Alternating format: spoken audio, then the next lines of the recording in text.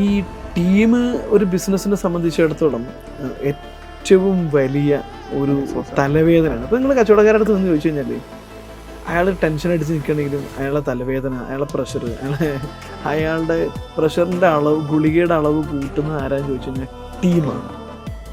നമ്മളുടെ ബിസിനസ്സിനെ നെക്സ്റ്റ് ലെവലിലേക്ക് കൊണ്ടുപോകണമെങ്കിൽ അതിന് ഏറ്റവും പ്രധാനപ്പെട്ടൊരു പാട്ടെന്ന് പറയുന്നത് നല്ല ടീം നമ്മുടെ കൂടെ ഉണ്ടാവുന്നത്.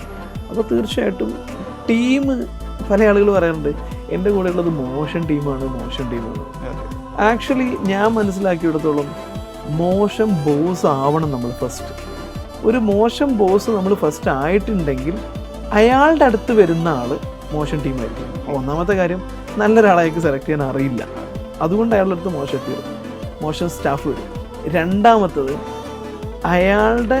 അയാൾ മൊത്തത്തിൽ അയാളൊരു മോശം ലീഡറാണ്, അവിടെ ഒരു മോശം കൾച്ചറാണുള്ളത്. നല്ല ആളെ കിട്ടിയിട്ടും കാര്യമില്ല, അവൻ സ്വാഭാവികമായിട്ടൊരു മോശമായിട്ട് മാറും.